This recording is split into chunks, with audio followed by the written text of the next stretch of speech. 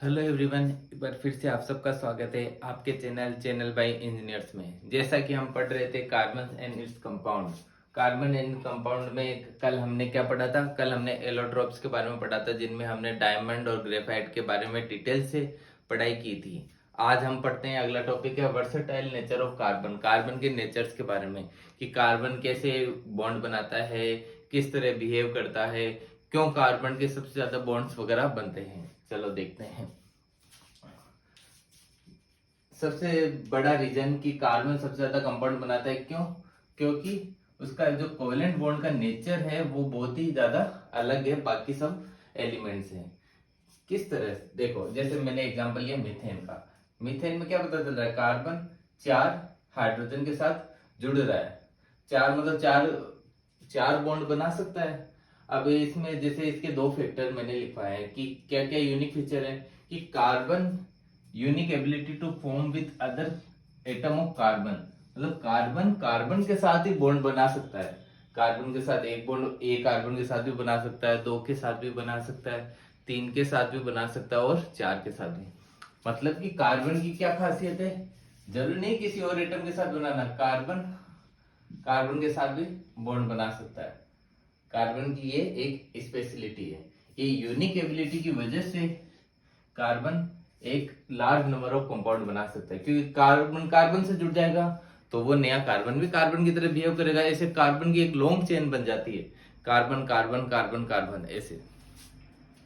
ठीक है, और इसी प्रॉपर्टी को हम केटिनेशन बोलते हैं। एग्जाम में डायरेक्ट पूछा जाता है कि केटिनेशन क्या होता है। केटिनेशन का मतलब क्या हुआ कि कार्बन की जो एबिलिटी है कार्बन अदर कार्बन एटम के साथ जुड़ने की या बॉन्ड बनाने की, इसी को ही हम क्या बोलते हैं? केटिनेशन। केटिनेशन याद रखना, केटिनेशन के बारे में एग्जाम में पूछा जाता है। ठीक है, केटिनेशन क्या हुआ? दो कार्बन एटम जुड़ते हैं, उसी को ही हम केटिनेशन बोलते हैं। ठीक है, ये चीज आगे समझ में कि कार्बन की यूनिक एबिलिटी क्या है? कार्बन के साथ बॉन्ड बनाना। और जिसकी वजह से क्या होता है कि कार्बन एक लॉन्ग चेन में अरेंज हो सकता है। जैसे समझो कि carbon carbon carbon carbon carbon, ऐसे लॉन्ग चेन, कार्बन कार्बन इधर बन जाएगा, ऐसे बना लो। मतलब कार्बन है ना, एक लॉन्ग चेन में अरेंज हो सकता है ऐसे। तो सबसे पहली चीज कि कार्बन लॉन्ग चेन का बना सकता है, ब्रांच चेन बना सकता है। ब्रांच बन रही है ना, हमारे पास एक चेन है, इसके साथ दो ब्रांच और चेन बन रही है। अरेंज इन रिंग, ये रिंग में भी अरेंज हो सकता है। कार्बन जरूरी नहीं कि ऐसे अरेंज हो। कार्बन जैसे अपन बेंजीन का देखा होगा आपने कि बेंजीन का स्ट्रक्चर कैसा होता है? ऐसे रिंग लाइक स्ट्रक्चर। कार्बन ऐसे रिंग में भी अरेंज हो सकता है। ठीक है, तो कार्बन रिंग में अरेंज हो सकता है, कार्बन लॉन्ग चेन बना सकता है, कार्बन ब्रांच चेन बना सकता है। आगे लिंक भाई। और जो कार्बन की एक तो खासियत है कि वो एक लंबी चेन बना सकता है, रिंग में बना सकता है, मतलब कैसा भी स्ट्रक्चर बना सकता है। दूसरा, वो सिंगल बॉन्ड, डबल बॉन्ड और ट्रिपल बॉन्ड ये भी तीनों बना सकता है। बाकी एलिमेंट्स में हमने देखा पिछली क्लास में जब हमने सिंगल बॉन्ड, डबल बॉन्ड या ट्रिपल बॉन्ड बढ़ा था कि यू नाइट्रोजन ट्रिपल बॉन्ड बना पाता है, कोई एटम सिंगल डबल बॉन्ड जैसे ऑक्सीजन है डबल बॉन्ड बना पाता है, हाइड्रोजन सिंगल बॉन्ड बना पाता है। लेकिन कार्बन कार्बन सारे बॉन्ड बना सकता है। वो सिंगल भी बना सकता है, डबल भी बना सकता है, ट्रिपल बॉन्ड भी बना सकता है। जैसे देखो कि कार्बन कार्बन कार्बन के साथ सिंगल बॉन्ड बना सकता है, ऐसे हो गया ना। कार्बन कार्बन कार्बन कार्बन के साथ डबल बॉन्ड भी बना सकता है ऐसे। इसको एल्केन, एल्कीन, एल्काइन ये सब बोलते हैं, जो अपन अगली क्लास में पढ़ेंगे। कार्बन कार्बन के साथ ट्रिपल बॉन्ड भी बना सकता है।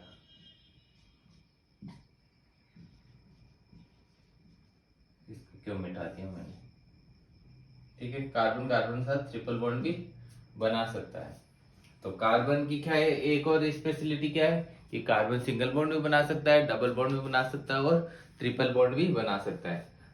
अब इनको भी नाम दे दिया गया है, तो ये नाम भी याद रखना। जो कार्बन के सिंगल बॉन्डेड जो कंपाउंड होते हैं उनको क्या बोलते हैं? सेचुरेटेड कंपाउंड बोलते हैं।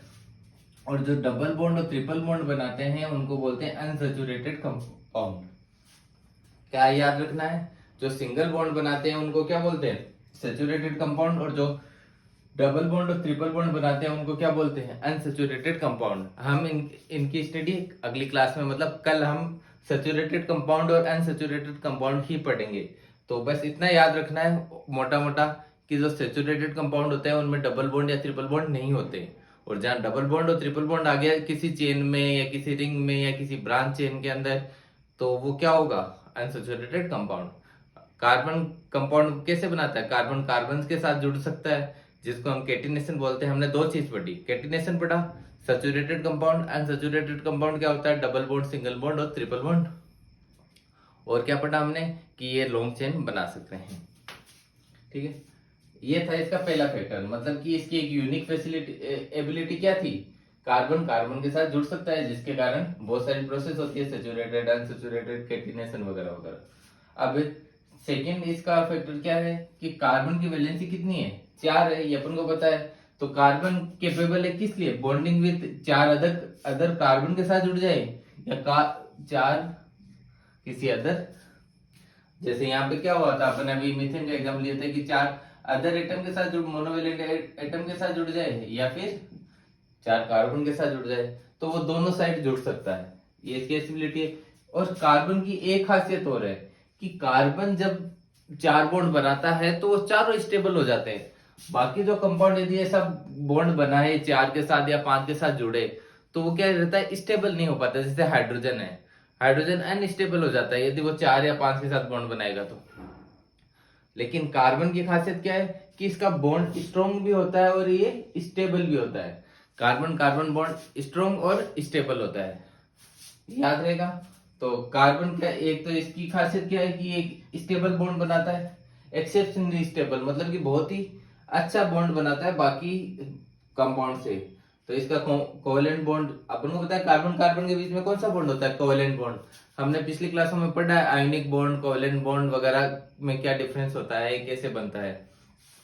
तो कोवेलेंट बॉन्ड बनता है कार्बन कार्बन के बीच में, और वो कैसा बनता है, स्ट्रॉन्ग बॉन्ड बनता है। दूसरा, इसका रीजन क्या है, तुमसे पूछ ले कि स्ट्रॉन्ग बॉन्ड क्यों बनाता है कार्बन, इसका एक रीजन क्या है कि इसकी साइज है जो कि क्या है, स्मॉल है। कार्बन की स्मॉल साइज होने की वजह से वो स्टेबल कंपाउंड बनाता है। अब समझो कि कार्बन ऐसे कंपाउंड के, ऐसे एलिमेंट के साथ जुड़ जाए जो कि बड़ा है बहुत साइज में, तो वो कैसा बॉन्ड बनाएगा, अनस्टेबल। और यदि कार्बन से मिलती जुलती साइज के साथ जुड़ रहा है या कार्बन से छोटे साइज से जुड़ रहा है, तो क्या होगा, वो स्टेबल बॉन्ड बना लेगा। तो कार्बन की दूसरी इसकी रीजन क्या है कि वो स्टेबल बॉन्ड बना पाता है, क्योंकि उसकी साइज है वो है छोटी। इसके बाद अब हमने जो 2 फीचर पढ़े हैं इनको मोटा मोटे नोट में लिख सकते हैं कि 2 फीचर्स क्या है, या इसकी एक तो टेट्रा वैलेंसी होती है। टेट्रा वैलेंसी का मतलब क्या होता है, जिसकी 4 वैलेंसी हो, मतलब वो 4 जनों के साथ जुड़ सके, तो इसको टेट्रा वैलेंसी बोलते हैं। और कैटिनेशन, कैटिनेशन का मतलब क्या हुआ, अभी मैंने बताया स्टार्टिंग में कि कैटिनेशन का मतलब है कि कार्बन कार्बन के साथ जुड़ने की एबिलिटी को ही हम क्या बोलते हैं, कैटिनेशन। तो कैटिनेशन हो गया और टेट्रा वैलेंसी हो गया। लार्ज नंबर ऑफ कंपाउंड्स, जिसकी वजह से क्या बना पाते हैं, इन दोनों एबिलिटी या फीचर की वजह से carbon large number of compound बना पाता है, टेट्रा वैलेंसी और कैटिनेशन की वजह से। ठीक है, और एक चीज और याद रखना कि जो कार्बन कंपाउंड्स होते हैं वो कैसे कंपाउंड्स होते हैं, वो ऑर्गेनिक कंपाउंड होते हैं। वो ऑर्गेनिक कंपाउंड क्यों बोलते हैं उनको, क्योंकि ये फॉर्म होते हैं कहाँ पे, with in a living system. मतलब जो लिविंग सिस्टम है उनके अंदर ही कार्बन बनता है, जैसे इंसान हो गए, पेड़ पौधे हो गए, जो लिविंग है, लिविंग चीजों के अंदर ही क्या बनता है, कार्बन।